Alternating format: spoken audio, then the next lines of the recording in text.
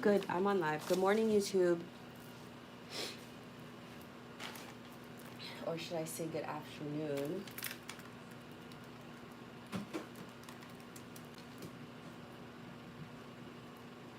I didn't even get all the way set up before I just decided to hop on live. To just hop on live.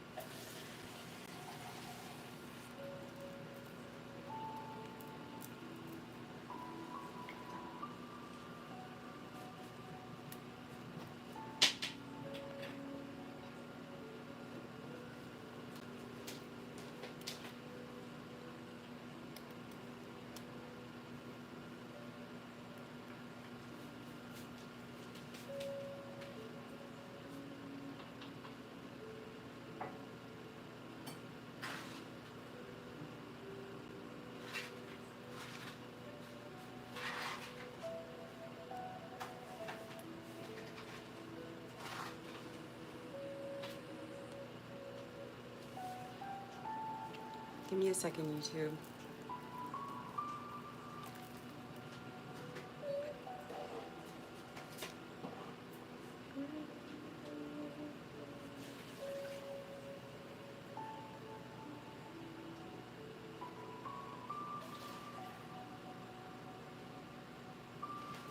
Okay, I had to go ahead and get myself set up. Oh, one more thing.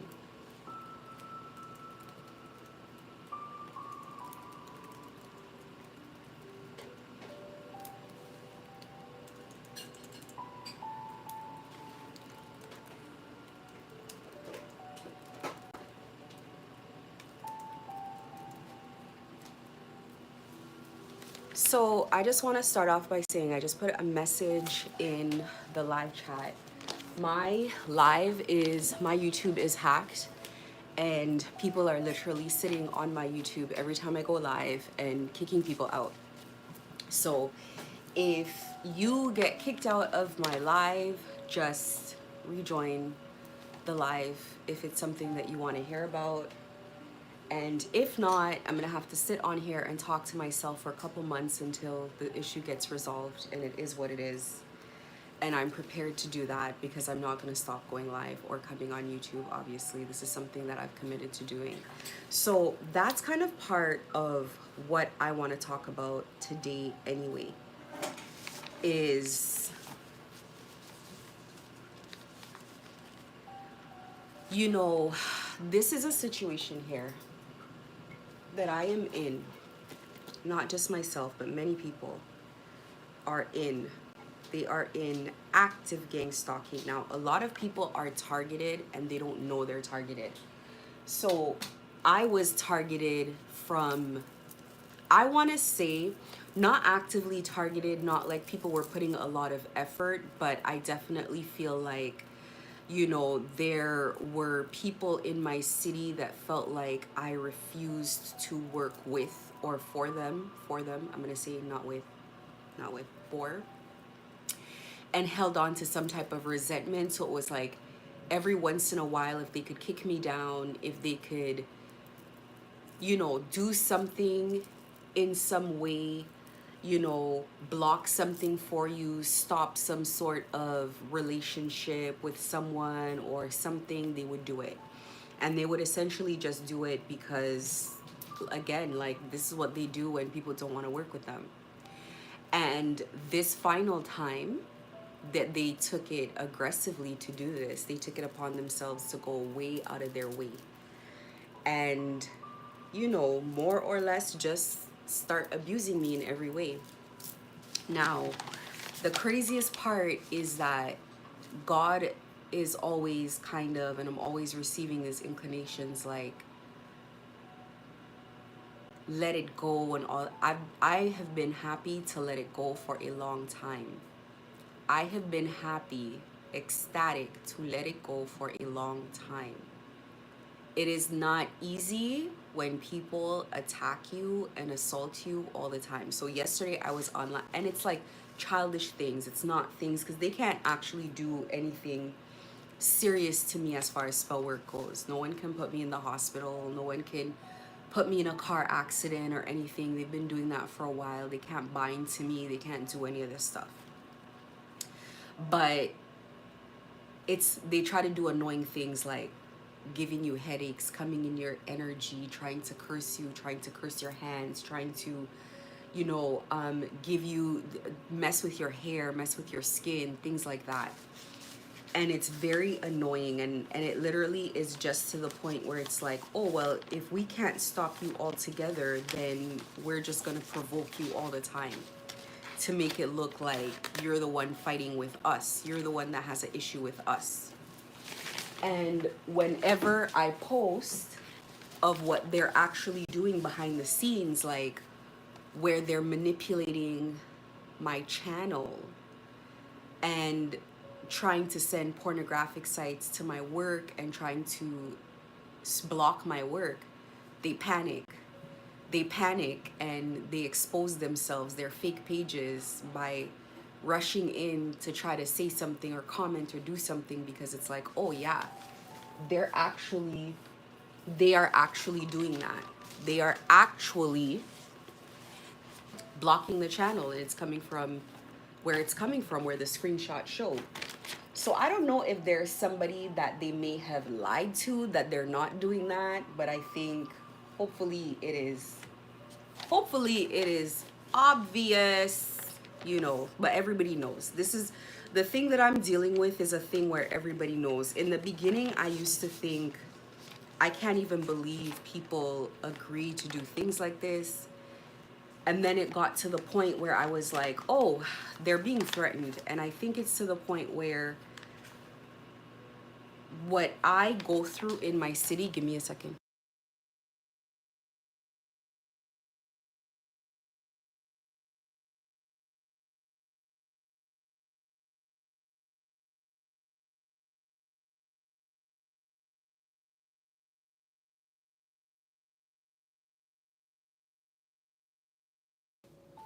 Yeah, it's to a point where I don't think, and this has been one of the things that I've been repeating on here a lot, is that I don't think people realize that people are legit being threatened to stay away from you.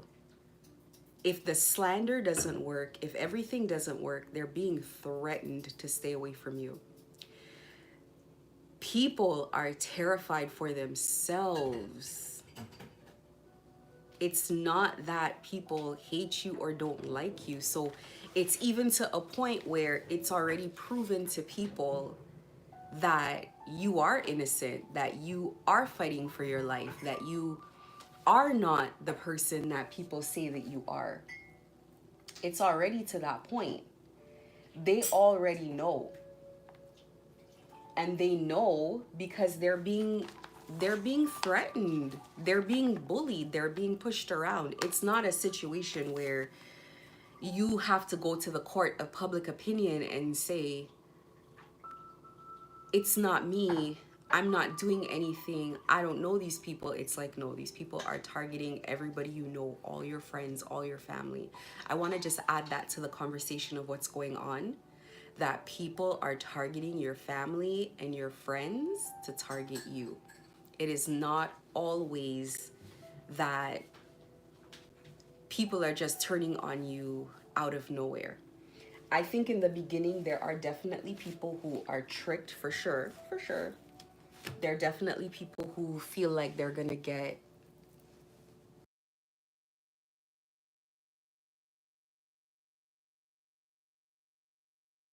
It's not that people are just feeling like, it's not just people are feeling like, oh, I'm gonna get up and betray you today out of nowhere. This is what's occurring. You're in a fight. You're in a fight where, let me take it higher level. So these people know that their time is up, and they've known from before. that their time was up, that people were going to wake up and people were going to come online. They knew. Thank you. They knew. They already knew. And the whole COVID thing to me was just part and parcel with people knowing, the government knowing, everybody kind of knowing. They know, they know, they know, they know. And I say the government loosely, but I don't know how else to say it. But it's like people in power know. And the whole pandemic came around and people started waking up in the pandemic. And everybody that was going to be wherever it is that they were supposed to be, your awakening started in the pandemic. Your targeting started in the pandemic. And people knew that the people waking up were going to wake up, and spiritually they were going to take over. They were going to take over because the people that have been holding on to power up to now have been abusing it, enslaving people, doing all kinds of things that they know very well that they're not supposed to be doing. They know they're dead wrong. And it's so funny because I was reading a passage in Revelations and it was talking about how it's almost like these entities were given like a contract for 1,000 years. It was saying, I don't want to quote it. I don't even want to quote what chapter it was in Revelations, but it was like they knew that they would be in power for 1,000 years. And then when that was done, they'd have to turn it over. But it's like they didn't want to turn it over. That's what they're doing now, is they're fighting to not give power over. But they had their time and they've served their time and they've done their time and they've done their worst. So this is why they fight us to the degree that they fight us. And this is why they do absolutely everything. And I'll tell you, like, people know that, forget knowing that what they're doing is wrong. People know that by blocking you, they are blocking something God wants. They understand that very clearly. It's been something that has been shocking to me, but it's the truth. It is what it is. People know that by blocking you, they are blocking God and God's will. God's will on earth is what they're blocking. They are more concerned with whatever it is, whether it's power, whether it's money.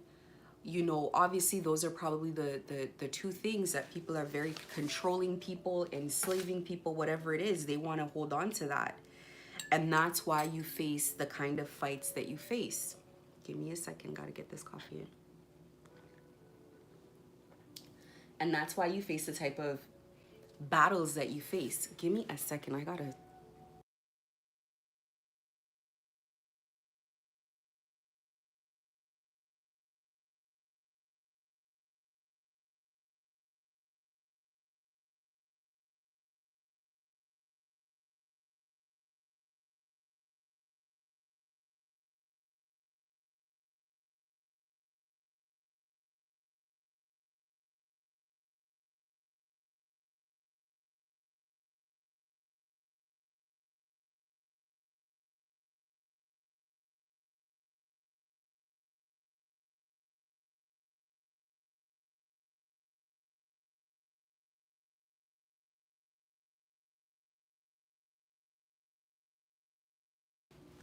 Holy.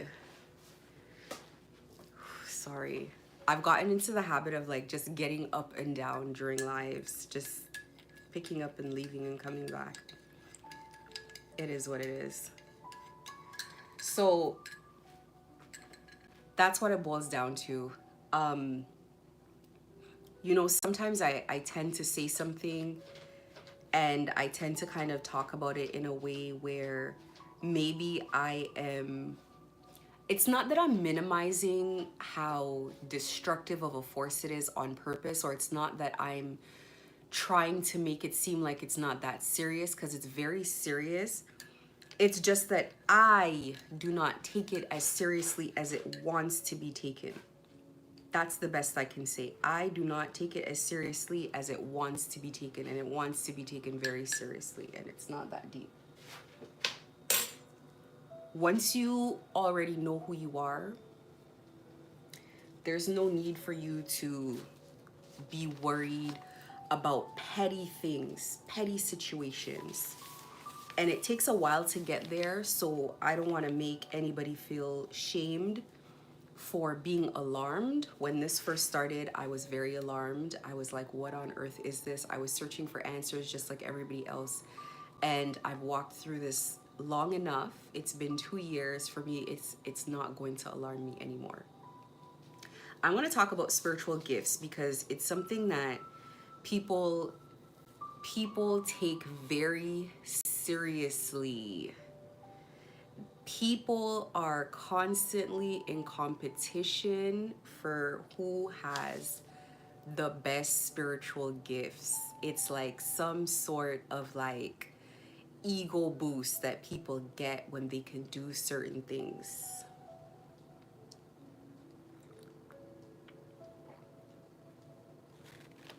I've seen people be able to do things and I've been unimpressed. Not just because I don't like someone. I mean, if I don't like someone, I'm gonna be unimpressed either way. It's not because, and when I say I don't like them, it's not like I just don't like anyone for no reason. It's like I don't respect what people are doing. I don't respect what they are about. I don't respect what they work for, how they abuse people. I don't respect that. But you see people, they can astral project, they can listen into people's thoughts, they can, what other thing? They could move things, without being there and blah blah. It's blah blah blah blah blah blah blah blah. Okay, you can move something without you physically being in this space. How does that help you in your life and on your life journey? You can literally be homeless and able to move things without being there. How does that help you? You can listen into people's thoughts. You can scry. You can see into people's homes. You could do this. You could do that. How does that help you on your life journey? And I'm not just saying that. And I know sometimes that when I do say things, it kind of comes off as like very idealistic, like not very realistic, not in the real world. But the thing is, the more people do not take seriously the fact that what you do here has a long-term impact on you, it's them who's not taking life seriously. It's them who's not living in the real world. You're not living in the real world if you don't understand that the things that you're doing here now have long-standing effects. And I feel like people do know that the things, at least these people have the knowledge to know that the things that they're doing have long-standing effects, but they continue to look for ways to get around it instead of actually just addressing what they've done. And I think probably not, because it's so far gone. They are so far gone from where they were supposed to be, what they were supposed to be doing, because I cannot imagine people being put in these positions just to abuse people or abuse their knowledge of life, their knowledge of how things work in life. Let me just put my crystals on me. People take me going live as an opportunity to work on me all the time. These are all the things where it's like God's like, don't go back and forth, but it's like, this is ridiculous. But anyway, so I want to kind of talk about the spiritual gifts thing, because I just feel like it's something that people, they overhype it.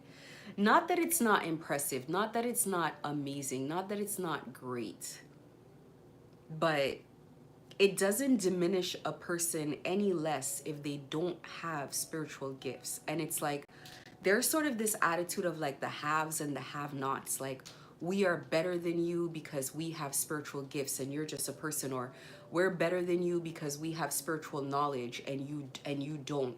We're better than you because we're awakened and you're unawakened. And it's like treating people like garbage, like second tier people, blocking people's ascensions, blocking people's awakenings, giving people false knowledge because you see how strong they're supposed to be, suppressing them, holding them back, holding them hostage so that they can never develop into who it is that they're supposed to be.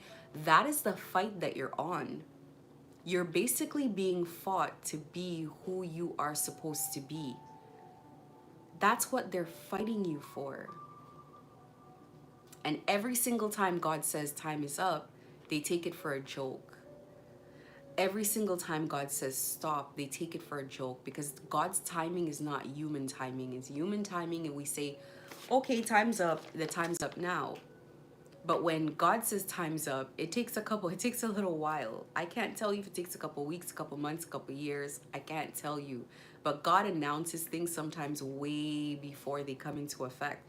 So I can tell you, as a human being, especially if you're someone who's impatient, you will start to doubt when God says time is up, because you continue to experience the same things and things don't stop. And you gotta be patient. First of all, gifts are granted by spirit. Whether they're granted by good spirits or dark spirits, it doesn't matter. The gifts come from spirits. They give you gifts. Once they give you the gift, it's because you're in service. Spirits don't just like give things, they trade things. And spirits are extremely cunning. Whether they're good or bad, they are extremely cunning. So when you first come into contact with a spirit to begin with, you've already been chosen for something. The spirit has already made you its target. Trying to run from a spirit that has targeted you for whatever reason, whether it's being in service in some way, that's a waste of time. It's going to be a massive waste of your time. It's not going to go far. And one thing, I respect spirits a lot. They are very patient because they know how this is going to go. We are impatient. We don't see the vision. We don't see where this is going. We don't see. Spirit already knows how this is going to go. So you're here and you're trying to avoid whatever it is that the spirits are trying to show you. 2 years, 5 years, 10 years, a lifetime to a spirit is nothing. If a spirit shows up, chances are you've been with that spirit for quite some time. When I say quite some time, I mean a few lifetimes. It is not new to you. Why? Because it feels familiar. You feel familiar, and it speaks to you in a familiar way. You guys interact like family. I can't say this for everyone. I could say this of my own experience. They interact as family. They have the same kind of expectations that a family would have. You know, they're very familiar with you. So from the time they show up, you've already been in service. You're already in service. They're just here to collect. So when spirit shows up and they grant you whatever gifts that you're supposed to have, the gifts are because you're in service. That is it. That is all. The gifts are not meant for you to look down on other people and say, this person is this and this person is that and I'm better than them. You are just of service. You need it on the mission that you're going to complete. That's all. That's all. So they show up, they grant you these gifts, they grant you these abilities, and now you're in service the entire lifetime. People think it's like a one contract thing, like, okay, so if spirit does this for me, then spirit gives me this, and I give the spirit that, and I'm off and I'm gone. Negatory on that story. That is not how that works. So you expect to be given one thing and be given gifts in order to get the thing done. You walk away with the gifts and with the thing, and the spirit walks away with I guess the one, like, that's not how it works.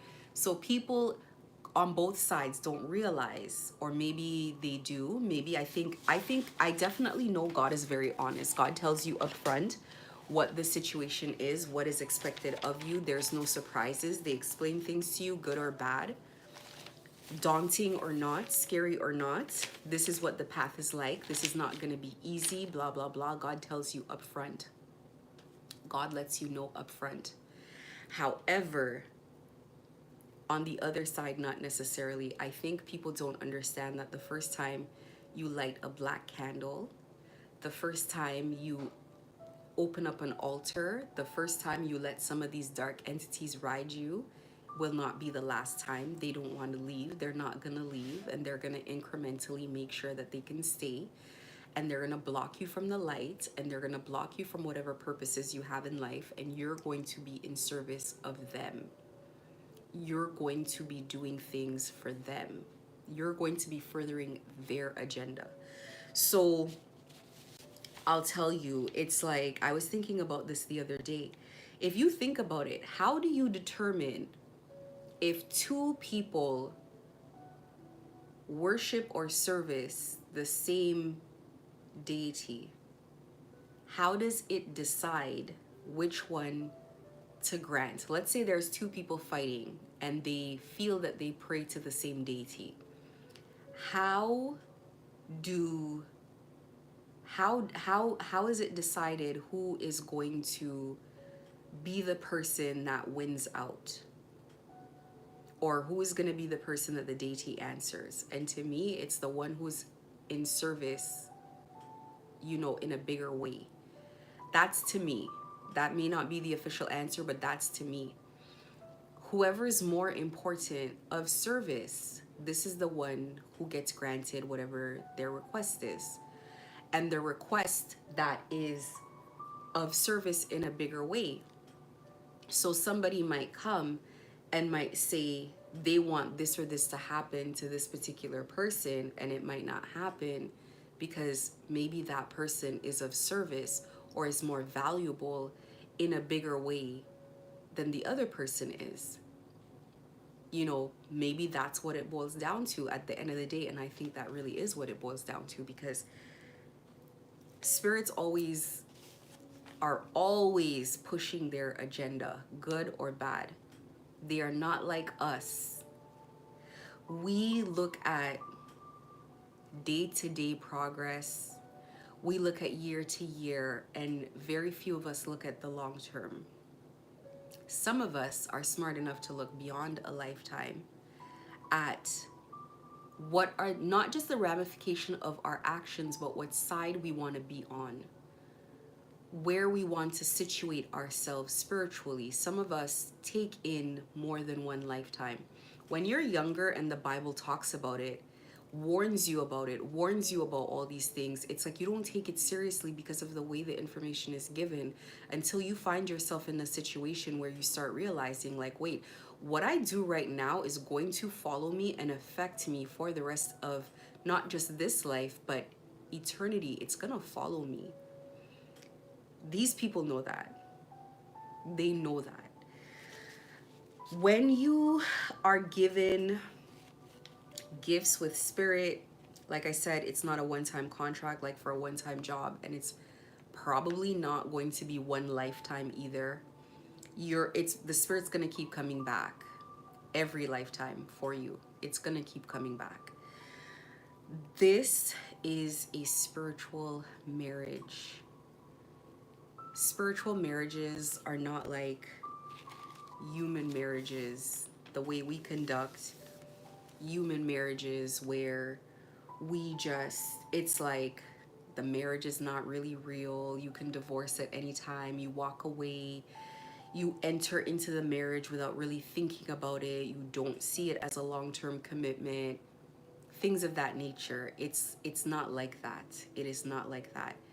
Spiritual marriages are binding and they are permanent. This is why gang stalkers like to spiritually marry people, to bind themselves to people. And I talked about this before, that these marriages outlast lifetimes. Like you pass away and they still have control, or they still have that contract with you if they know what they're doing anyway. These are not just, this is why it's very important to come out of these spiritual marriages. It is important to deal with the spiritual marriage. Somebody wants to almost contract themselves to you for life, like to bind themselves to you, not just this lifetime, but they're going to come back and be on the same thing again next lifetime. You're going to constantly have to go through this. The spiritual marriage must be addressed. It must be addressed. When spirits bind themselves to you, this is permanent. It is eternal. A binding to a spirit is eternal. Anything you do with blood is binding.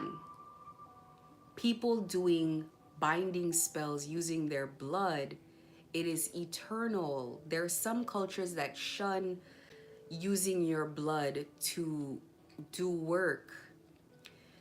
They love to use their blood because they're like, when I use my blood, it's more potent. It's more, it guarantees that the work will get done.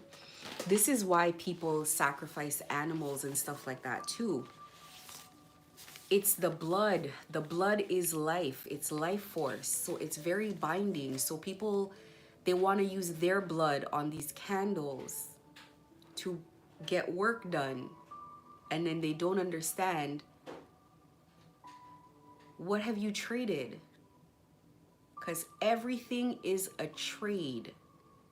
What have you traded? You put your blood on a candle. That means you are binded to the spirit.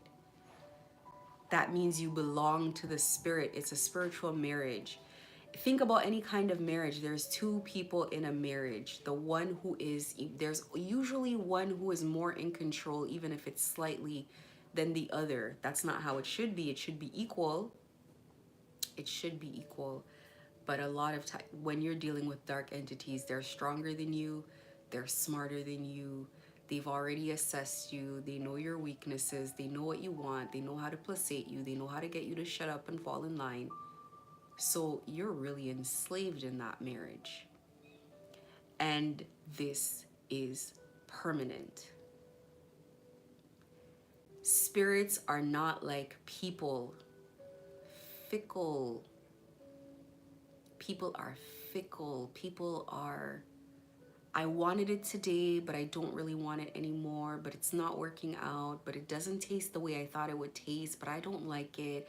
I don't want it anymore. I've kind of moved past it. Spirits don't have vessels. They're not born and then they die. They are always there. They've watched you over lifetimes and they kind of know how you are. So if a spirit binds to you, they know what they're getting into. You might not know what you're getting into. They've already anticipated that you're not going to want this after a year. They already know that when you jump into it, how you're going to behave. They already see this. They see this coming, or you've done it before, either or.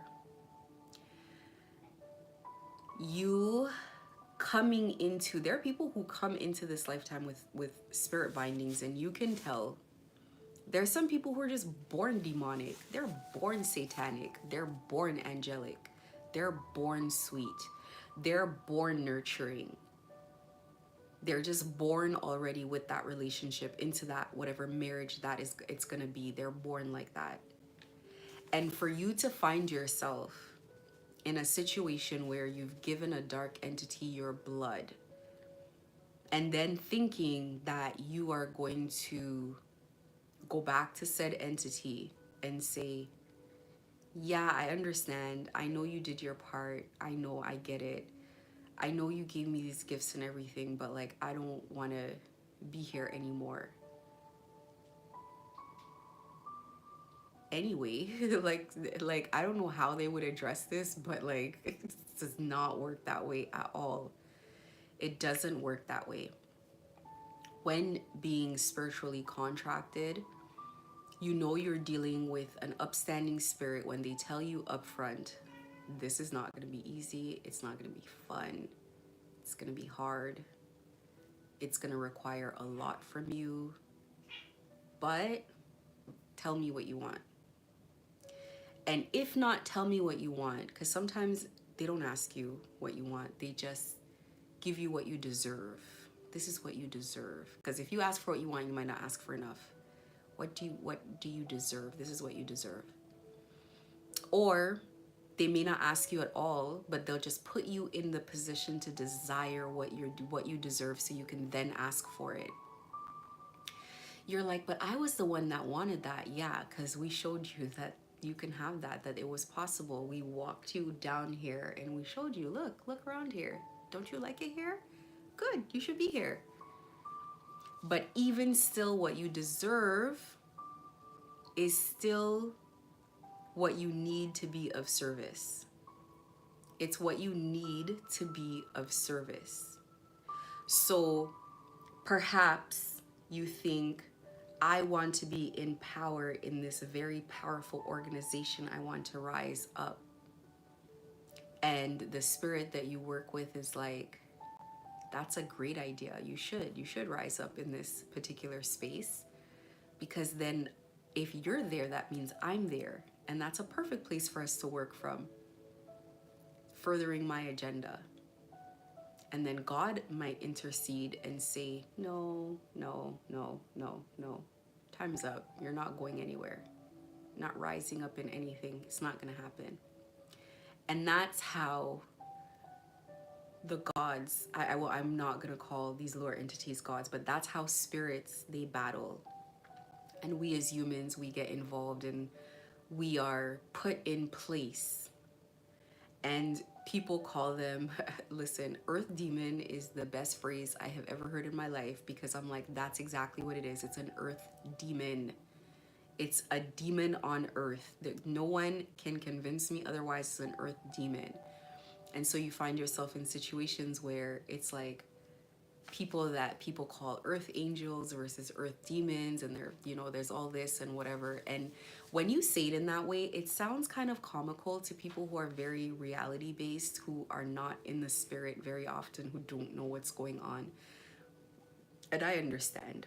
Like, I really do. When you don't know better, you think it's comical. You don't want to know better. It's such a pleasure to laugh at it. It's a privilege, really.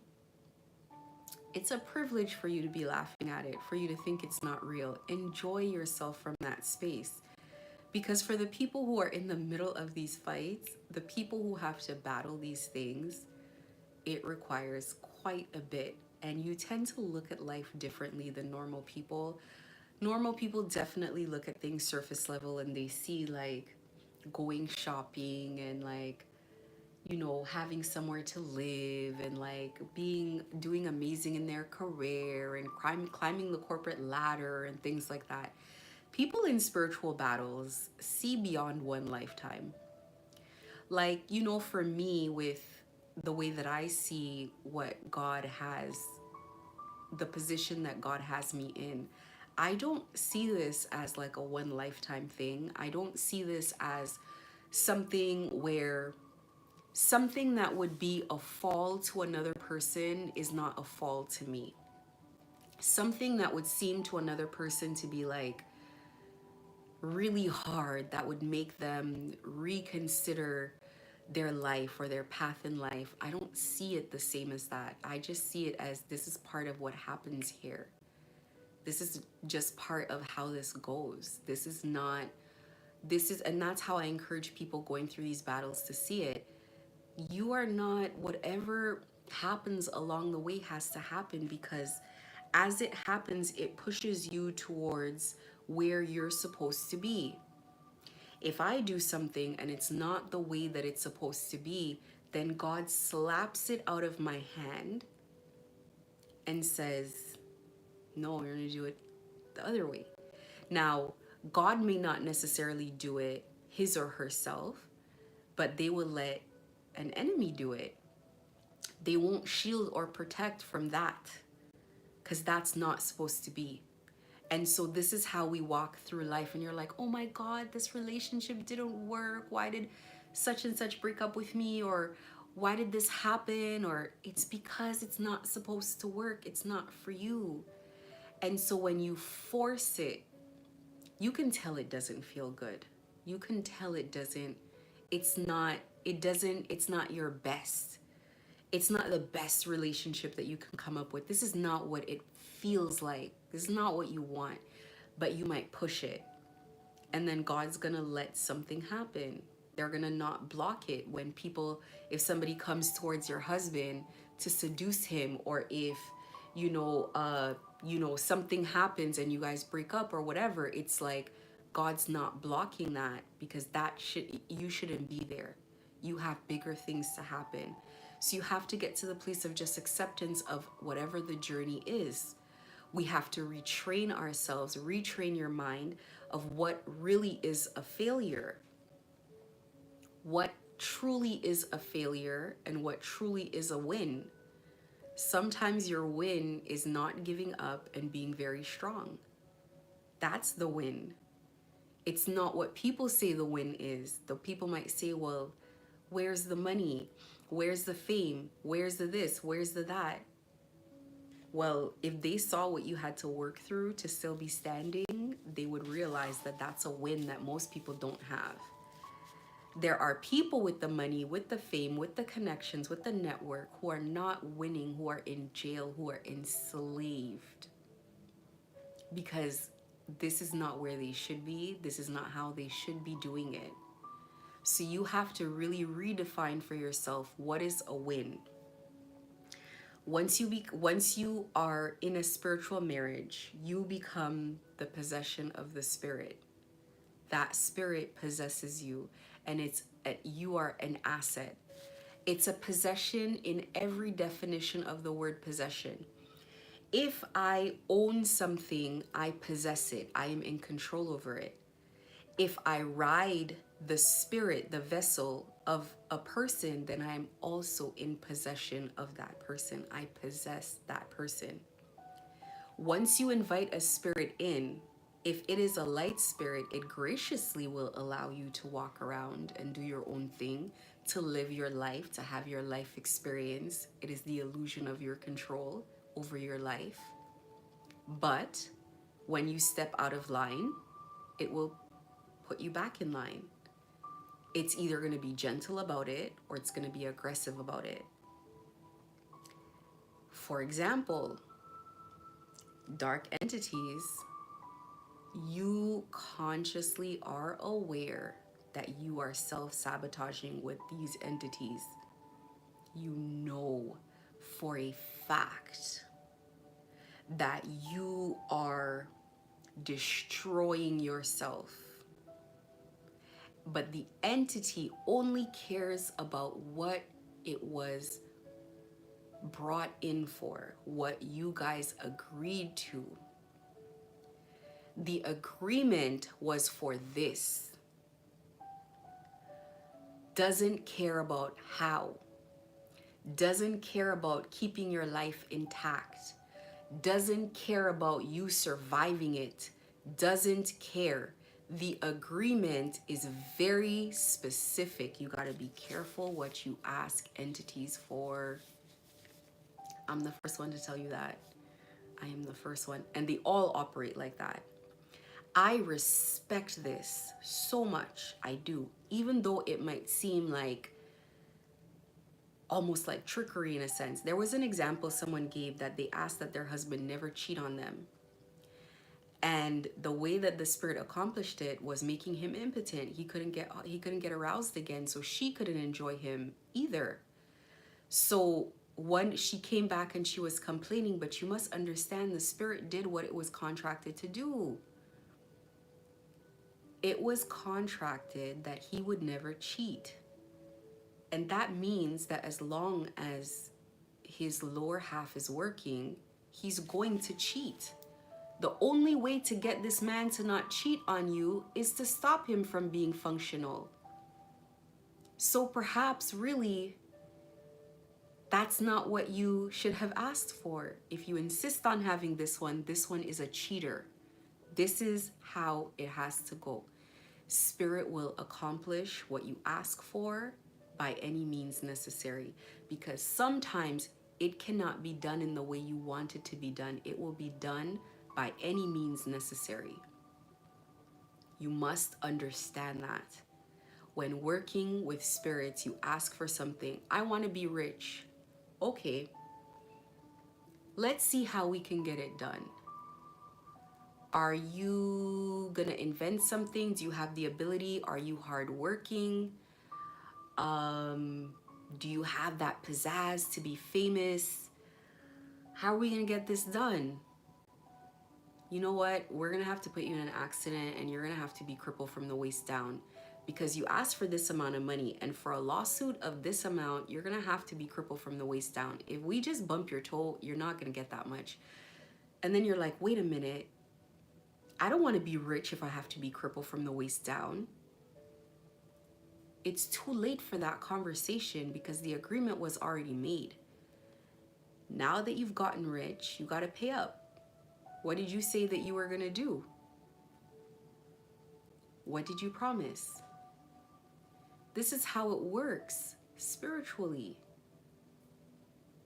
These are not relationships that you go into with your eyes closed, being unrealistic. I stressed in one of my lives, do what you said you were going to do for spirit. Do what you said you were going to do. I'm talking about God, because I want it. People who have made agreements with dark entities, that is their personal business. Do whatever you're going to do either way. That's nothing to do with me. But if you are in service of God, do what it is that you said you're going to do. Keep your word. Keep your word. It is so important. It is one of the most important things, is to meet spirit in the same energy that spirit meets you, because spirit comes honorably, ready to do what it said it was going to do, because it wants something itself. It also has its own needs, its own desires. And so it was willing to trade. So it was ready to go to war to get it done.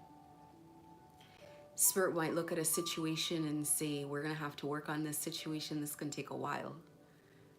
What's a while? I don't know, a couple of years maybe, a lifetime maybe, until we can get this done. You might have to wait a while, but we're going to get it done because Spirit agreed to it. Spirit will continue to work on that case on your behalf. That means that when you make a promise to Spirit, you got to continue to work on that case on Spirit's behalf. You got to continue hacking at it. Now, a lot of people lose their steam and their momentum after a while because they're like, is this really worth it? Should I? Could I? Etc. You don't have a choice. You got to see it through. This is the situation that TIs, or they call themselves TIs, targeted individuals. That's how you're born into your relationships with Spirit. You might come through as a targeted individual, but there are also those who are born in their relationship with Spirit by all kinds of means. All kinds of catastrophes will bring you to the spirit world where you belong. Yours just happens to be gang stalking, and it looks daunting. It looks so scary. It looks insurmountable. But once you get into your spiritual marriage, this is what an ascension is. This is what the initiation is about. This is what it's about. This is the point of being gang stalked. Once you get into your spiritual marriage and you're married to Spirit, any and anybody cannot just run into your auric field and marry you and bind you to them anymore. How can it be possible to bind someone who's binded to Spirit? Once you become the possession of Spirit, an asset to Spirit, the Spirit protects you. Aggressively is a very kind way of describing it.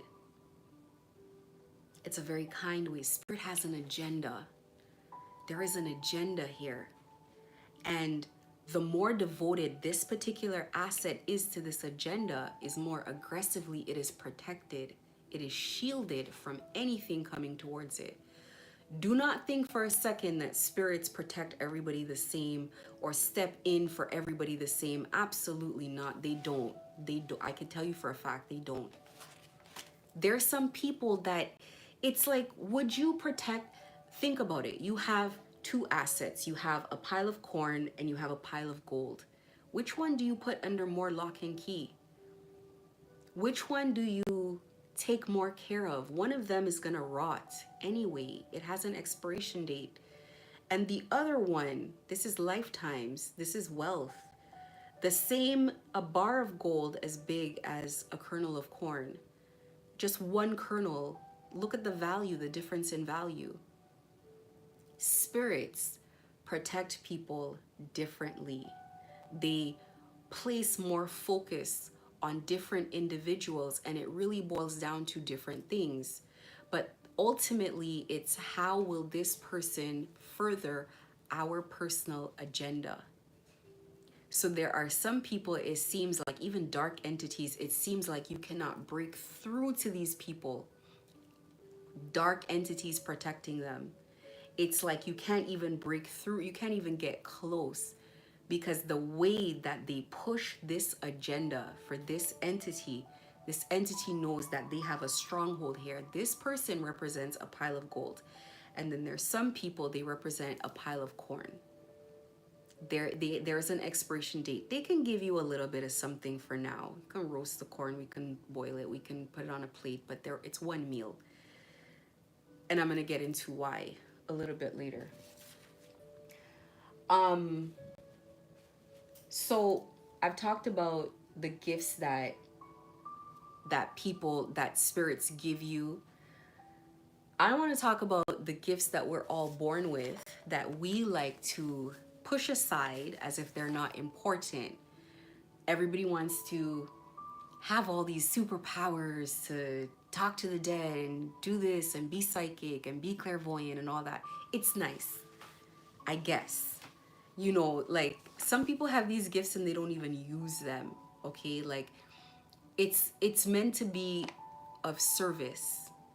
It's meant to be of service in some way. But anyway, the 4 gifts that people have that they don't use. Number 1, your intuition. Number 2, your willpower. Number 3, your conscience. And number 4, your ability to reason.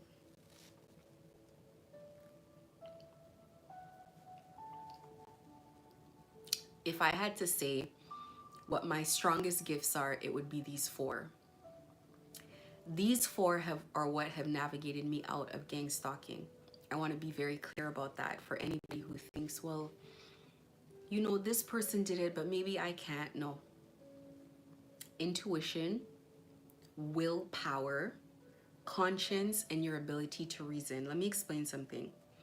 Let me start with your conscience. You know good and well what you're supposed to do and what you're not supposed to do. You come here and this thing is pretty activated, it's pretty strong. We dull it down by doing things that we're not supposed to. This is your radar. This is your gauge. Did I do something right? Am I a bad person? Should I have done this? It's your conscience. You're in a situation, you can make a decision to help someone or not help them. Your conscience kicks in and it says, do the right thing. Do the right thing. This is a powerful gift and we all have it. Your ability to reason, to think, to work through things is a superpower. Listen, this is your life to walk. You're walking this life journey. You have to sit there and think to yourself, how do I navigate myself out of this? What makes sense? What should I do? And you start like this, and maybe spirit will help you. Maybe life, through the way it's working or not working, will navigate you through, and you'll see, well, I should do this, or I should do that, or I should improve here, or I should abandon this, or whatever the case is. But you have to use your ability to reason. You have to use your ability to think things through, use common sense, make good decisions. And sometimes, yes, I agree. People work on you and they do crown chakra work and like all of this stuff and they try to block your third eye and whatever. But if they're trying to block a spiritual talent that you have or spiritual gift, it sucks because you're not even using a spiritual talent if you're using your ability to reason. This is what all of us have, and we have to rely on it. You look at a situation, you ask yourself, if I go along with this plan, if I go along with these people, what am I gonna gain out of this? Is this gonna, are these the people that I wanna go into business with? Are these the people that I wanna be aligned with? If not, you might want to use your ability to reason and to think to get out of there. The third, the so underutilized, so underestimated is your willpower, your ability to power through, your ability to make a decision and then make it happen, your ability to say, I'm gonna get through this and then do the walk and get through it. This is a superpower. Willpower. It's hard, it's difficult, but the willpower will make it possible. The willpower will get you through. The willpower is your ability to force your will on your own existence in your own life. That is a much more important skill to have. Let me tell you something. Without the proper willpower, you're even used to the entities. You're useless to the entities that you're kind of aligning with. People never look at the relationship from two ways. They only look at it from their side. They only think about themselves in this relationship here. They only think about themselves. What do I want? And they go in the spirit and they ask for very petty stupidity. Make this person get acne, damage this person's hair. What about your skin? What about your hair? And spirit is, it's like as an entity, think about it. You're sitting there and you're thinking, wow, look at this human that I'm working with, asking me for these kind of things. Amazing. I'm wasting my time here. This is a pile of corn. You prove your value by the kind of things that you're wasting your time on. And now you start depending on the spirit for every little thing. And it might turn out to be a relationship that's not very valuable. That's a useless relationship. It's a pile of corn relationship because it's like, I should have, as an entity, I'd be like, I should have tried to contract myself to the president. I would have gotten more out of this relationship. Let's look at what a president is. If you've ever watched House of Cards, which I loved. I loved Kevin Spacey in House of Cards. I love Kevin Spacey. So in House of Cards, if you look at what it takes to be president or prime minister, first of all, you have to wait your turn. You have to throw all your support behind many men before your turn comes. And then people will say, well, this person's 80 and they're shaking and they still want to be president. Do you know how many people they supported so that they could get the support when it was their turn? Let's look at Biden. He supported Obama. He supported Hillary. He supported everybody full throttle. When it was time to get something done, all of them got on the phone. Who do you have in this state? Who do you have in that state? Let's get it done. Listen, if somebody had to get on their knees under the desk to get it done, they got it done. Let me say that again. They got it done. You want to be in the spirit world and you can't get nothing done? What's your value? You got to get it done. We have our things to do here. We have our calls to make. We have our desks to get under. It's a lewd example, but I'm trying to really depict how serious people are. They're gonna get it done. They don't have time to ask you about how you're gonna get it done. And you're here turning in circles on how you're gonna get it done. Spirit gave you some gifts already. But even if you didn't have these gifts, you have your willpower, You have your conscience. The last one I've forgotten, I'm getting to your intuition, your ability to reason. Go get it done because you know what you got to do. Get it done. Find a way, mull it over. Ask for help if you need to, sure, but get it done. So you look at, excuse me, these presidential races, and somebody's been in their career for 60, 70 years, well, not 70, maybe 50 plus years, waiting for their chance to get into that seat. And you think they're gonna forfeit it because they're like, oh, I'm too old now. It doesn't make sense. I'm gonna be in diapers when I get in there. So, do you understand the significance of reaching that seat of power? Do you understand that you've made history? Do you understand that you're gonna make the history books? Do you understand that your family will forever be in this position? You gotta get it done. And willpower, and this is one of the reasons I loved House of Cards, is that they just got things done one way or the other. They figured it out one way or the other. It had to get done. It just had to get done.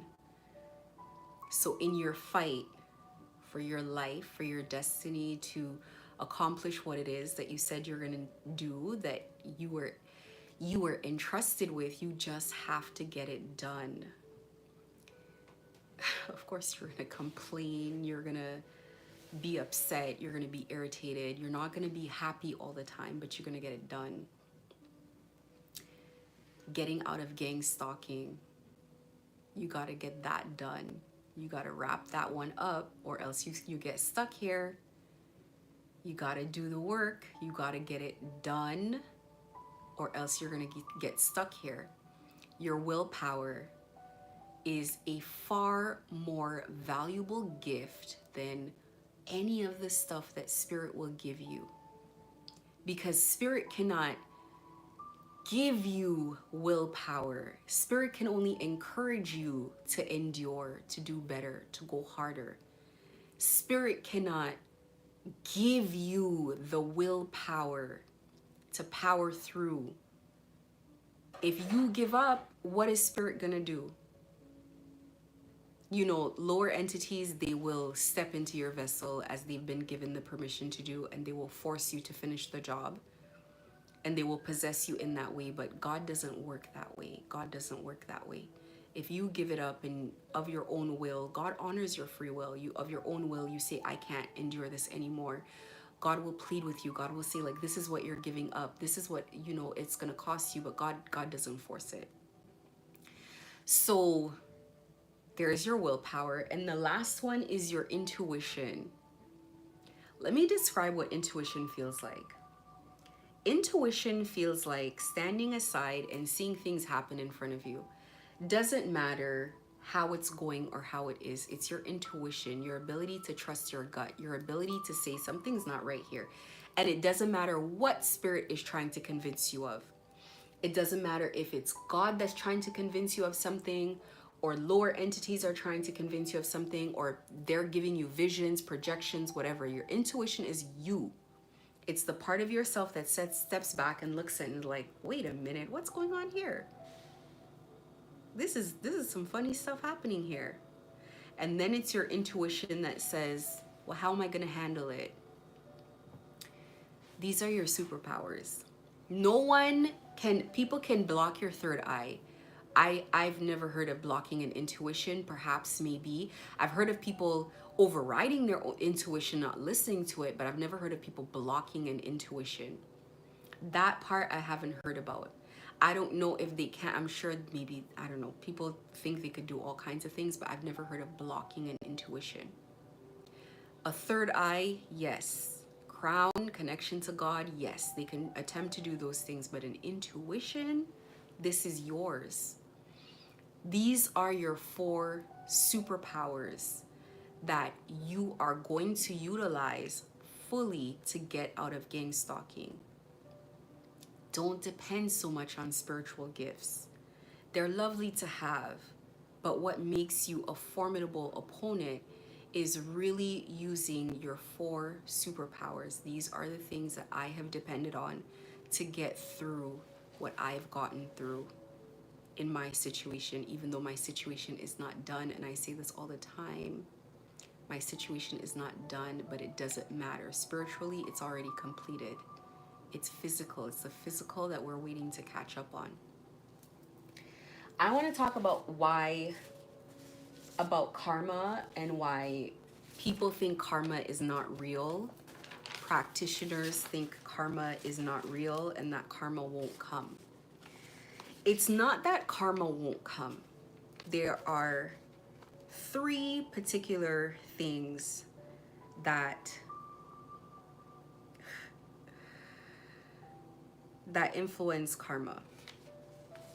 So there may be more, but these are the things that I want to discuss here anyway. So the first one is when your target serves a false idol or a false figure. So if your idol is praying to Jesus, or your target is praying to something that is lower than what you pray to, lower in spiritual rank.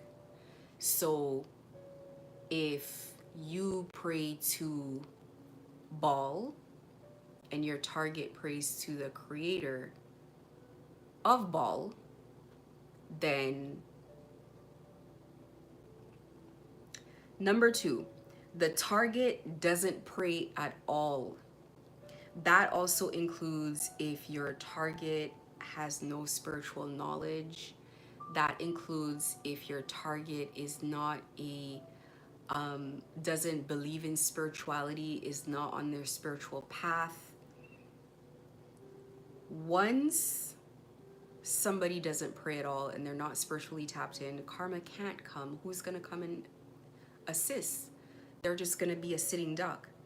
And the third is your target surrenders to the battle or leaves the fight too early.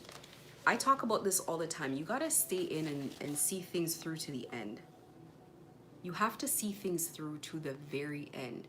You're building something. Let's talk about like building a house. The foundation can be perfect, the walls can be perfect, everything can be perfect. You get even the roof on, but you don't put in the ventilation, you don't put in the plumbing, you don't put any, it's still not a house. It's not done, it's not completed. It cannot be enjoyed. The job is not done. You got to see things through to the end, and everything takes time. You don't want a house you built in one day. Maybe you can build a house in one day, but you do not want the house that is built in one day.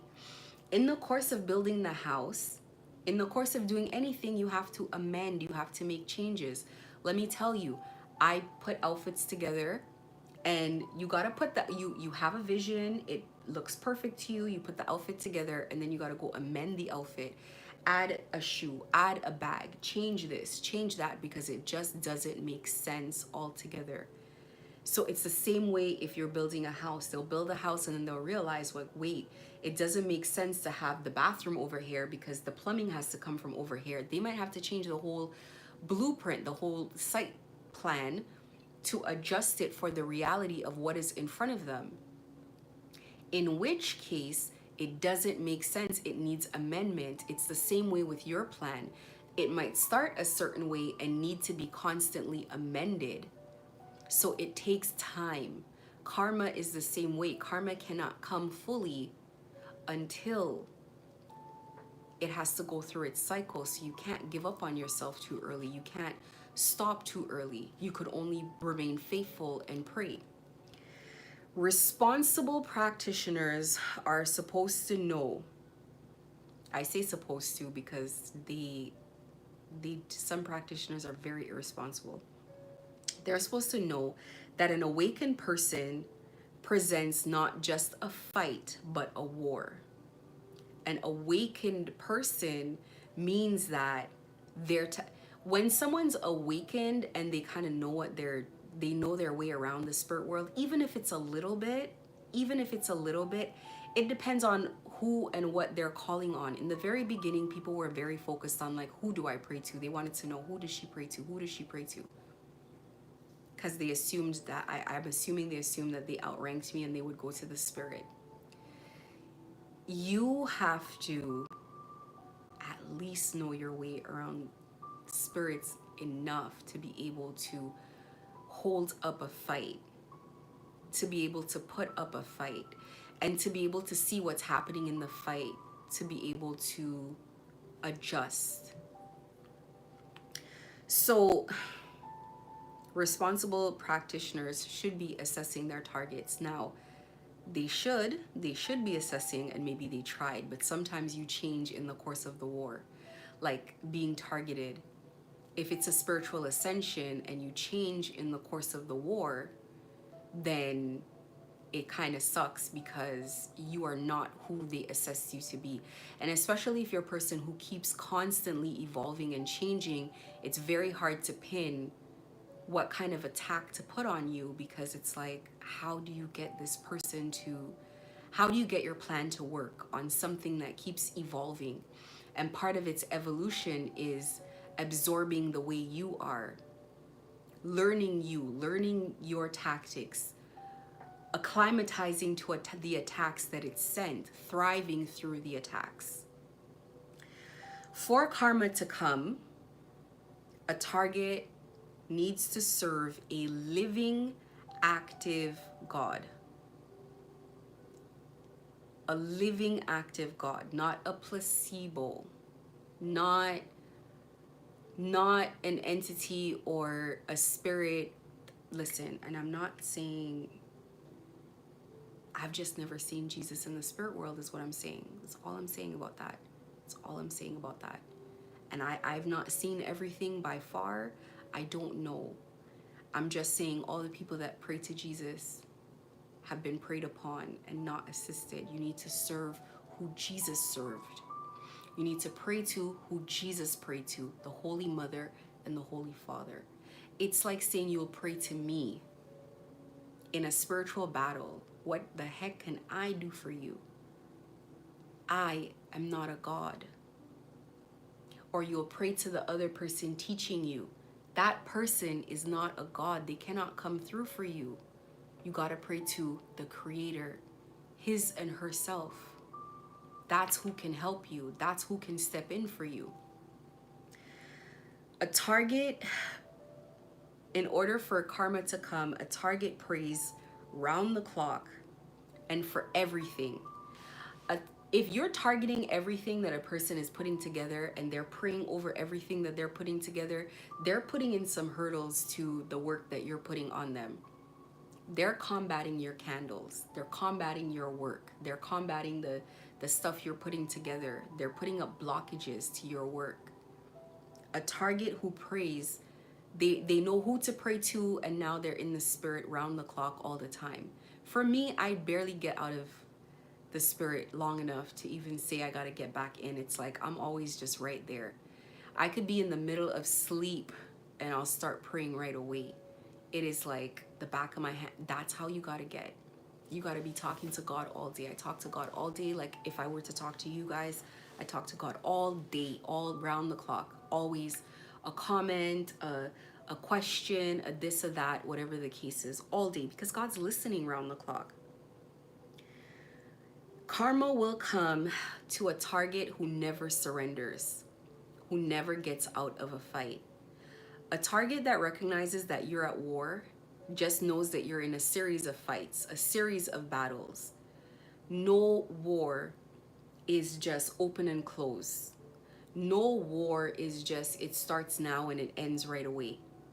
It doesn't work that way. It's a series of battles. It is continuous. It is ongoing. You study wars in school and they have a bunch of battles, the battle of this and the battle of that and the battle of that. It's mind-numbing how many battles there are, but it will continue.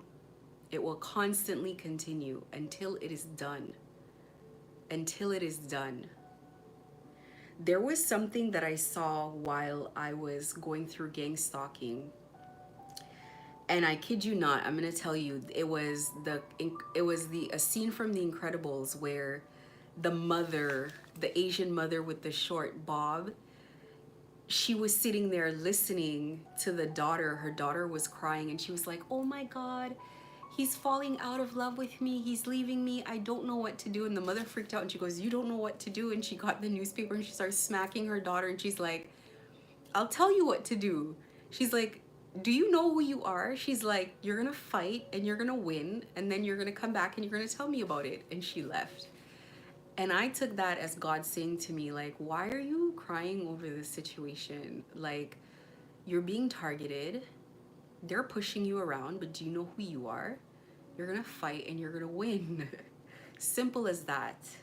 No long conversation, no long pep talk. Shake yourself up. You're going to fight and you're going to win. And then you can come and talk about it after, but you're going to get it done. We have to get it done because you're at war.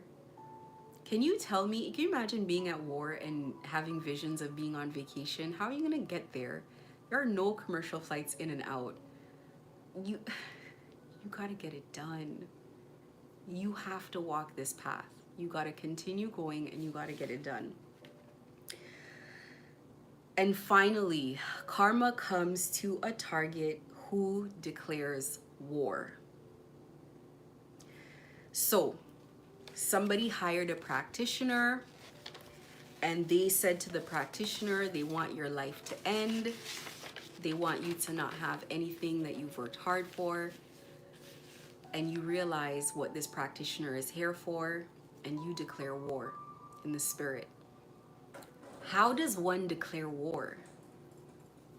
First of all, you called in your ancestors. You called in your spirit guides. They started fighting. The practitioners call in their entities, and their entities are fighting. And you're realizing this is a close call. This is a close call, not because your people are losing yet, but because you could feel it in your system. It's a close call. Too close for comfort. And your spirits depend on your energy, and they're attacking you in the physical. They're attacking your physical energy, and they're fighting up there. These people fight ancestors. That's why they don't care. They fight ancestors. Because people's ancestors have tried to come in and defend them. And then that's when you declare war. You go in and you call every spiritual alliance that you have, including God the Father, God the Mother, the creators of all, because it's now out of hand. And you sit in that war with them. You don't declare war to run. You don't have time to think before you declare war because you don't have a choice. But people do not declare war to run. People declare war to sit in war till the very end, till the very, very, very bitter end of that war. And that's how wars end. They need to get down or they need to lay down. What does that mean? They either need to surrender or they need to be put down. That's what the war is about. They can fight until the bitter end, and that is their prerogative. You don't control that part. But this is your life. It meant enough to you to declare war, and you're going to sit in your war as long as it takes, whatever is required. Because if spirits agree with you and they come to battle with you, they don't come to battle with you for 2 seconds later for you to be like, oh, this is so exhausting, I want to give up. Give up what? This is what you were supposed to do, as a matter of fact. You were tasked with this war. You were tasked with this, and this is in some way of service to God as well. You sit in your war. So let me give my story about when I called war. I knew that I was being spiritually persecuted and attacked, and I felt it. It was all around me. It was very obvious. Something had begun. And, I talk about my grandmother on this channel, how close I was with her. I called her in, and she was fighting. And there was one particular day, it was almost like let's call it like not an arm wrestle, but like a tug of war. And I felt they were getting aggressive with her. And I was like, hell no. hell no, they're not going to be putting their hands on her like that. And you would think, you know, when you love people, you're protective of them. The same way she's protective of me, I'm protective of her. And I thought, wait a minute, they fight ancestors too? So I had to call in everything. That day, I can't even remember if I was late for work or not, because nothing mattered that day. That day, I went into the spirit and I declared war that day. Everything came down and it was like strong confirmation. It's like, you've been heard. This was what you were supposed to do. Then things started getting crazy. And it didn't mean that it got easier, because they were still fighting, but they knew from that day, they could tell things were happening. Something happened. And I knew that as long as they were fighting, I'm still gonna fight. Because I put her into this. I called her. And not just her, I called them in general. And at one point, I was only fighting because of them. I was only fighting at one point because I knew my grandmother was in the spirit, just giving it everything. And I was like, I'll be damned if she's put in all this effort and I'm gonna walk away. I'll be damned if she's pushing like this and I'm gonna be the one that there is no way that I'm gonna let her hard work go to waste. In a way, I was really fighting for her. It was my battle, but I was like, damn, if you're gonna keep showing up, I'm gonna keep showing up. That was where I was at. The hardest part of this was really truly motivated by her, because I could feel her with me. I could feel her aggression. I could feel her being upset. I could feel her feeling like this was such a huge injustice to me, that this was happening. So can you imagine, you go and you call war and now you're giving up and they're fighting tooth and nail on your behalf, but it takes time. This was 2 years ago and I'm still here in this fight. I'm still in this fight. They were ganging up. There were groups at a time on me, not even one group at a time. They called everything in that they could. So it only made sense for me to call in all my spiritual alliances. And one by one, sometimes more than one by one, but they would come, they would visit me, they would let me know that they're here. We're here with you. And these are alliances you make over time. These are spiritual alliances you make over lifetimes. You'll be sitting there and you're like, why do I like this particular food that makes no sense, that I've never tasted? Why do I have a craving for it? Another lifetime. Why do I like this kind of music? Another lifetime. Why do I feel aligned with this story? It's another lifetime. It's lifetimes that we've lived. The memories start coming back to you. Little things, not full pictures, not in cinematic movies, but maybe little things that it feels familiar to you for whatever reason. So I'm going to read them again very quickly. It is not that karma doesn't exist. It's just that a vulnerable target doesn't know how to call in their karma. An innocent person, doesn't know how to call in judgment. It's one thing to call in judgment, but in addition to calling in judgment, you need a target who serves a living, active God. And it only makes sense to serve the creators, Mother and Father, God, the Holy Spirit and Father God. It only makes sense to serve the highest. Otherwise, you're wasting your time. Go to the head. Anything you go underneath them, you're wasting your time. Why start at the bottom? A target who prays round the clock. Prayer is communication with spirit. It's how you keep them close. Any way that you can keep them close. When I started praying more, when I started talking to them more, when I started interacting with them more, I feel like they wanted me to wait to get that I couldn't be interacting that much, because it's almost like your spirit lifts too much and you're never really present, like as a person, if that makes sense. You have to have this experience to understand what I'm talking about. It's almost like you leave this realm and you're too much with them, but you're needed here, because you stop making proper decisions. You start making decisions as if you're a spirit. Spirits do not make decisions based on reality. Spirits make decisions based on this, it's gonna work. Spirits, do they have willpower? I don't know what to call it. They have something else. But when it's like a spirit doesn't look at who you are today. Oh, this is a homeless beggar on the street. They can't be king. Spirit's like, we're gonna make it happen. We're gonna make it happen. But you look at yourself like, I'm a homeless person, I can't be king. You've decided for yourself.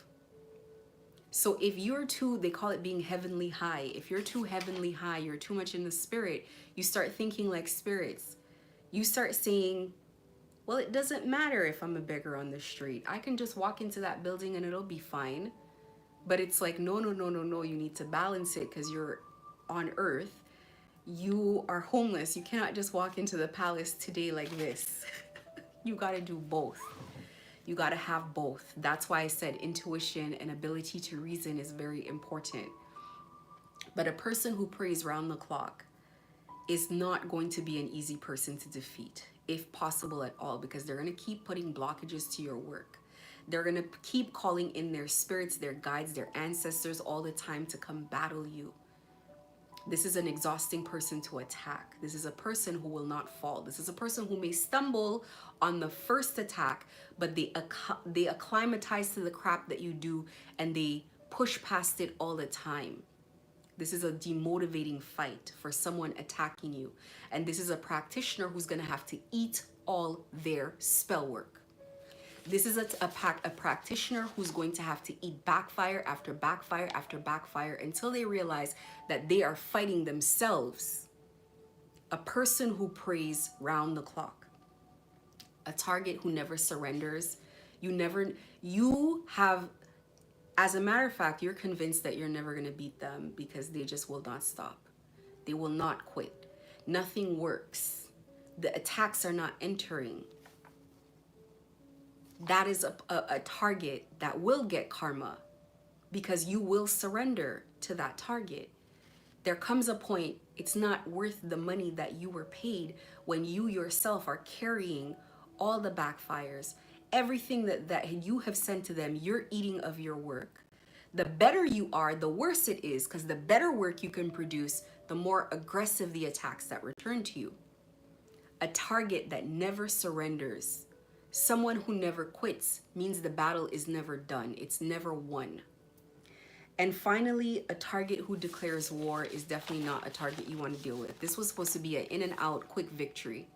This was not supposed to be a war. And if it was supposed to be a war, with these kind of energies and with this type of person, it is much better to have no one in the physical and all your help in the spirit than to have a whole bunch of physical people to help you and weak assets in the spirit. And be a person of weak will, a person who is not an asset in the spirit. It takes more than one lifetime to achieve your rank. Your rank is not just because you did good in one lifetime, in one set of lessons. It takes lifetimes to achieve spiritual rank. Lifetimes. You need a consistent pattern of dependability. The people who get up and walk away in spiritual battles, it's not their first time of abandoning battles. It's not the first time of abandoning spirits in war. So that's why spirit doesn't invest in people in the same way. It doesn't. They have to go to these lower entities that possess them because that's the only way of getting anything done. You have to be the one that makes sure people coming against you either get down or lay down. You have to be the one because you're the one physically here. Let me see if I want to read this part first or after. Okay. Being a targeted individual or being in any sort of spiritual battle, it consists of a number of things, to be honest with you. There are a number of things. Maybe I should talk about that next.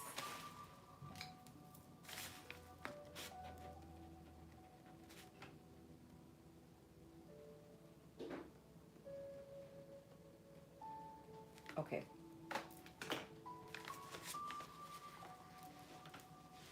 I'll talk just about targeted individuals, but I want you guys to look at it in other ways, not just as an individual who's targeted, but also look at yourself. Like I give the example of the plane who crashes in the forest and no one can find it. Or I can give you the example of someone who's going through a battle of their life with not physical opposition, but maybe a health situation, opposition in their health, something like that. You must walk to the finish line. Not close to it, not almost, the finish line. The end, the very end, the bitter end, crossing the threshold. Things are going to continue to fall apart, and these things are things that are not aligned.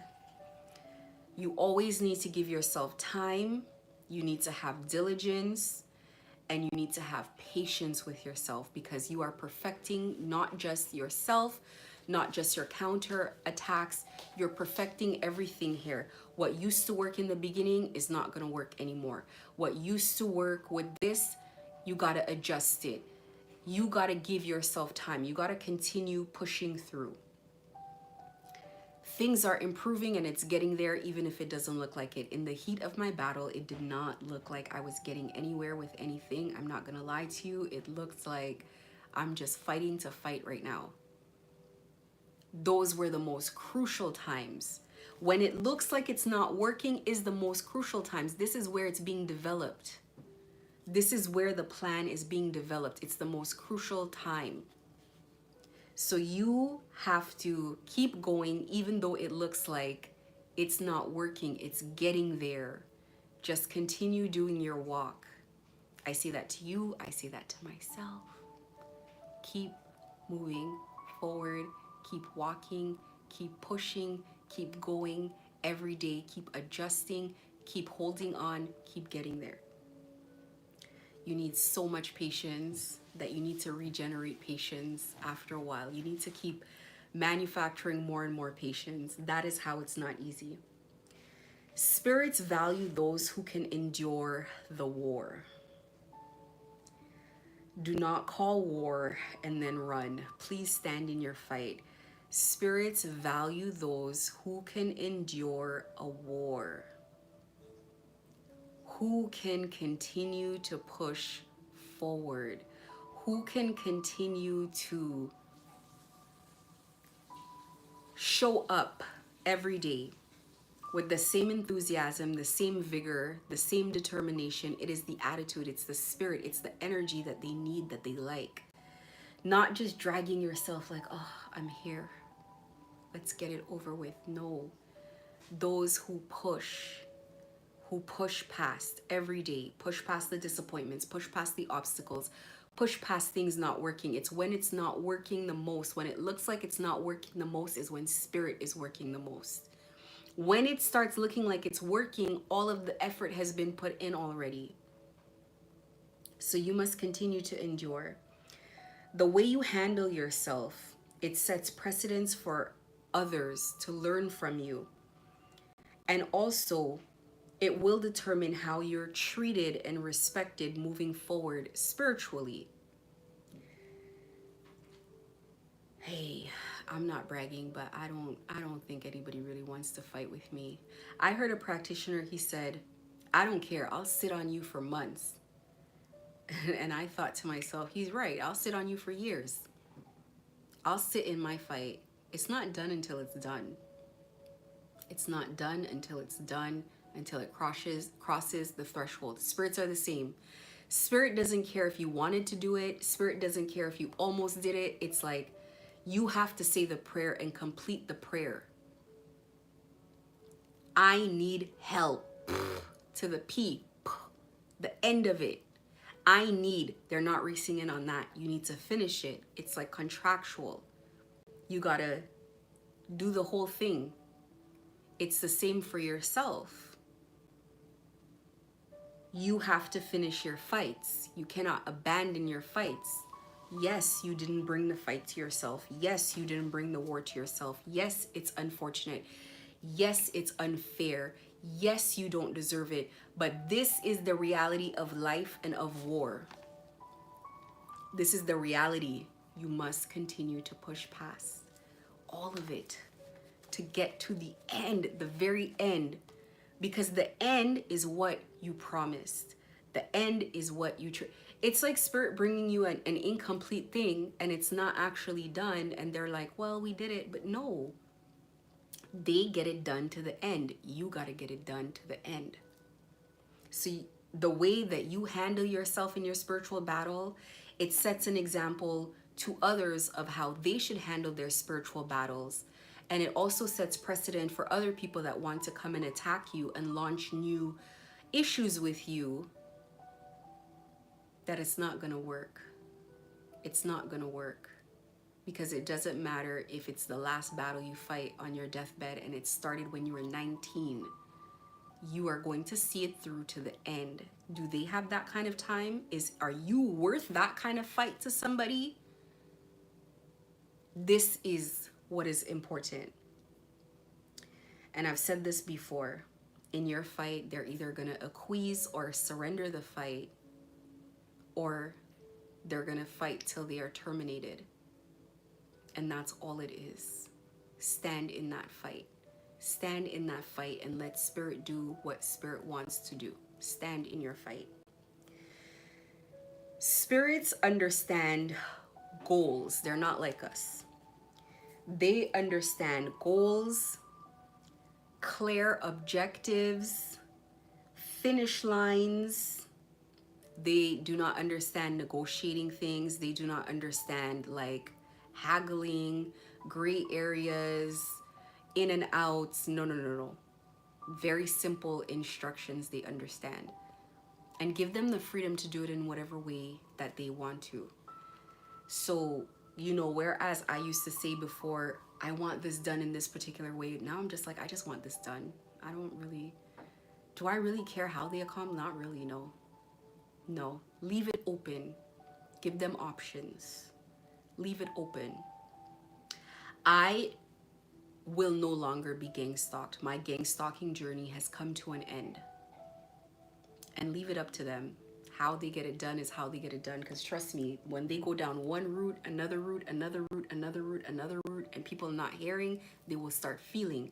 Because spirit will continue to do what spirit said it will do. And that really goes for all spirits to me, the way I see it. It's like you'll get what you ask for one way or the other. It's risky to leave it open because you'll be like, wait a minute, what is this?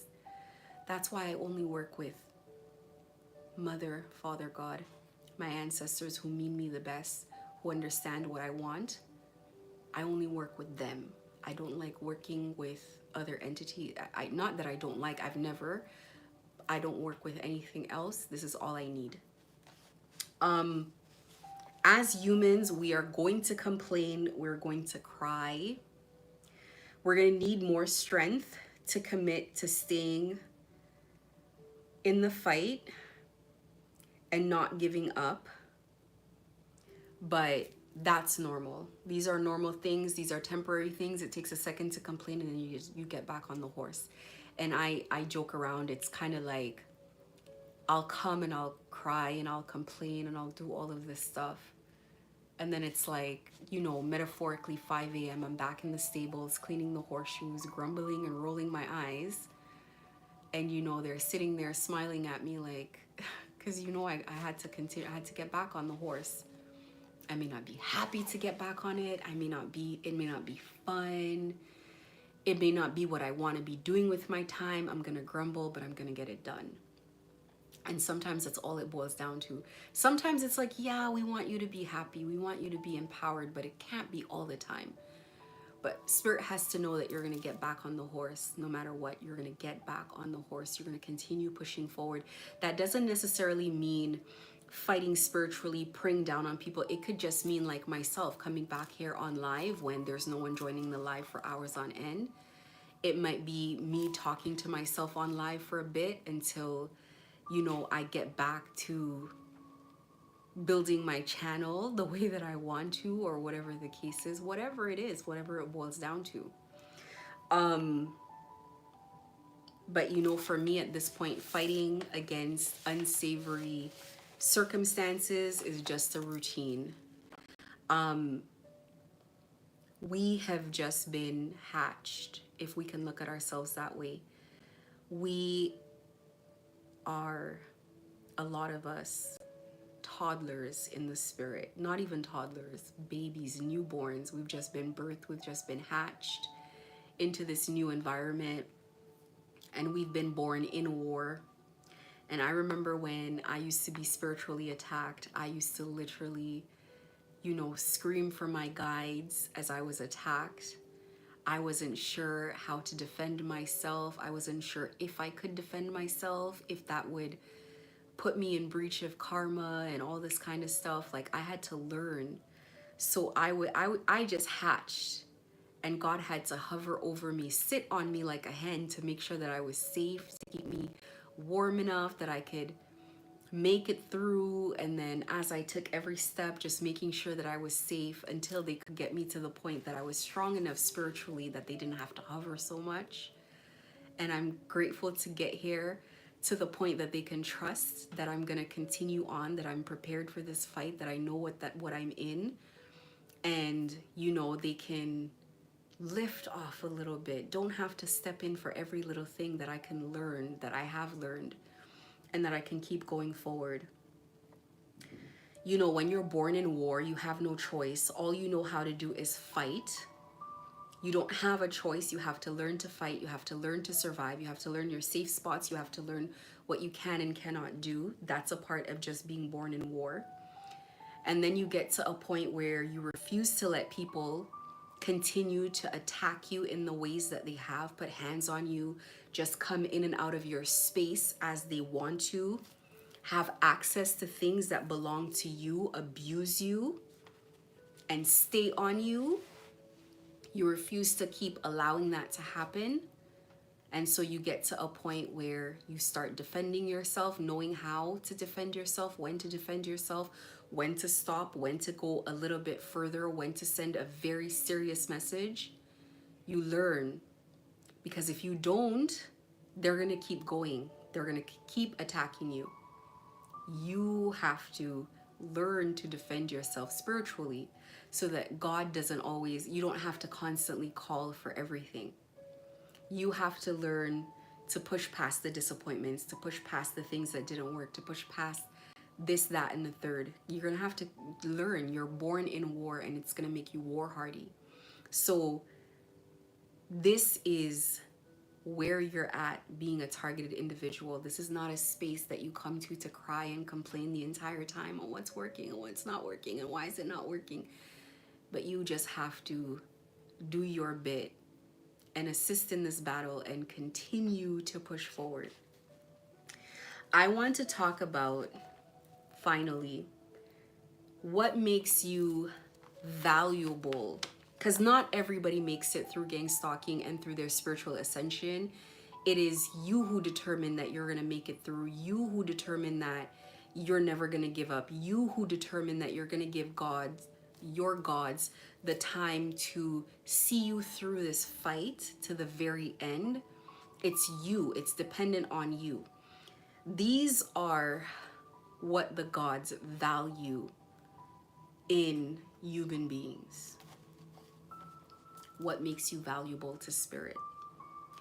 Your resilience, your strength, your determination, the power in your voice, because that is how you command in the spirit world, your ability to regenerate yourself, your ability to be trusted.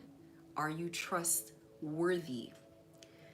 Your ability to keep your word against all odds, your loyalty, your ability to suffer for a cause, being long suffering, your ability to alchemize situations that were sent to disturb you, that were sent to defeat you, your faith, your faith, your trust in God. It's very easy to say your trust in God. I mean, trust in God when it looks down, like you guys are down and out.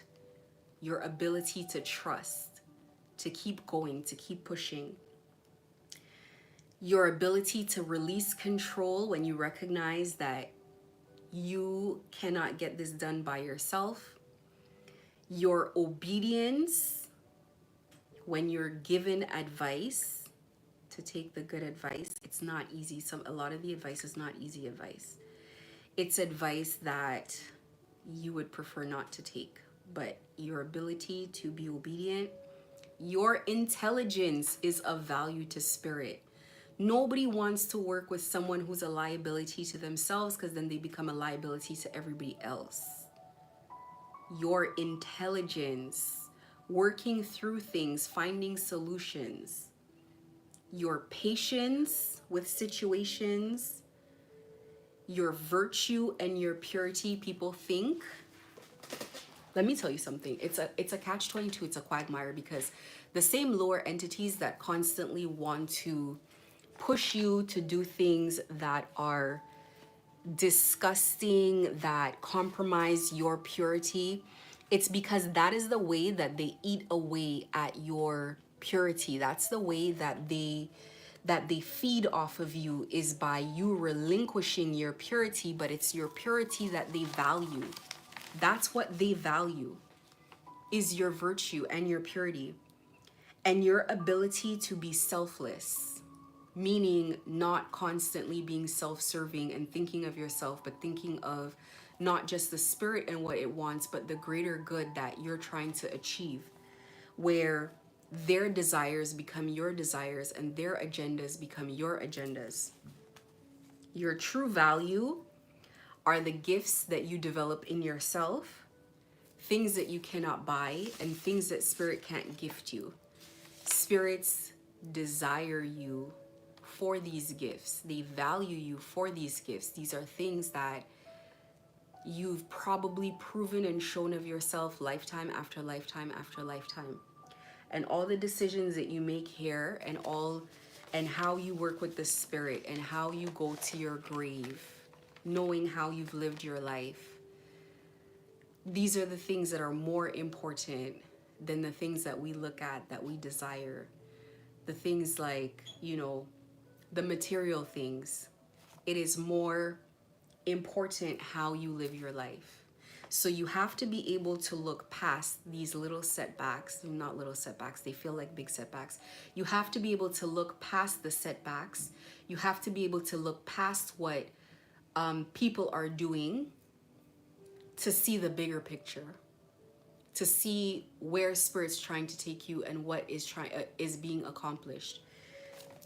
In your gang stalking journey, you really have to just, if you do nothing else, just endure. Just keep persevering. Just keep going day after day. And no matter how bad it is in any one particular day, week, or month, for myself personally, nothing will be as bad as the beginning of gang stalking.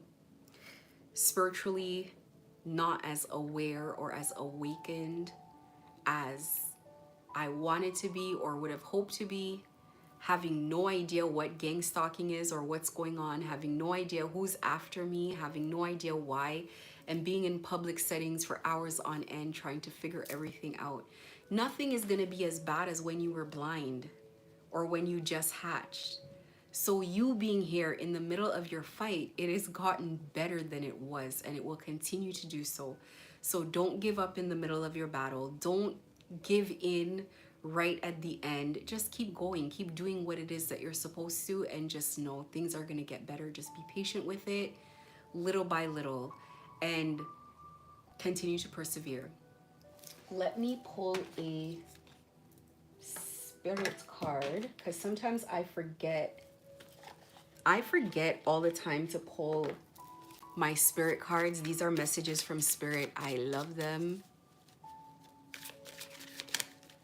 I love them so much. Sometimes when I'm doing my live, most times when I'm doing the live, I can't even address the people that are commenting. So this card says, your life is about to move quickly. Your life is about to start moving quickly in some areas. Events that seem to have been on hold suddenly propel forward. Move with the flow and be mindful of what needs your attention most. Make decisions rationally but sensibly. And this is exactly what I was talking about. Making sure that you're balancing, you're using the gifts and talents that you have as a human being and not worrying so much about being able to fly or make it rain. Who cares? You have an intuition, use it. Use it. Does this person feel right to me? Does this feel weird to me? Use your intuition, use your conscience, let it guide you in making proper decisions. Use your willpower and let it, your strength and your willpower, let them push you forward, let them keep you in and keep you going past when you feel tired. You feel tired, you go take yourself a good night's sleep, and you get up the next day and you say, this is my life and I'm gonna win this because this is the only life that I get. I'm feeling pulled to read this card as well. Count all of your blessings, even the small ones. Show gratitude and appreciation for all that you have in your life and all that has yet to come into it. Your best days are still ahead of you. Isn't that a wonderful thought? Listen, I find myself thanking God for I have a place to sleep, I have food to eat, I have clothes, I have my family with me. It's not as anytime you think it's so bad, it's so horrible, it can be worse. Spirit will show you this constantly. It can always be worse. It can always be worse. And you don't want Spirit to show you how much more horrible your circumstances can get. I know you're being targeted, but you just gotta learn. Oh my God, this is too much. You just gotta learn how to get through this battle. You have to learn how to, I talk about in other videos that I have, how to protect yourself spiritually, how to ease the pain, how to heal yourself. These are the things that you need to learn. Wait, how many different cards wanted to come up here? Okay, I'm gonna read Lapis Lazuli. This is not the first time I'm reading this card, but I like this crystal. So this is a crystal card, Lapis Lazuli, the crystal of spiritual guidance. And it is a blue crystal. All the crystals for spiritual guidance and intuition and all that, and psychic ability, all that, they're always blue for whatever reason. Well, actually, I think blue is the color of the crown chakra, so that would make sense.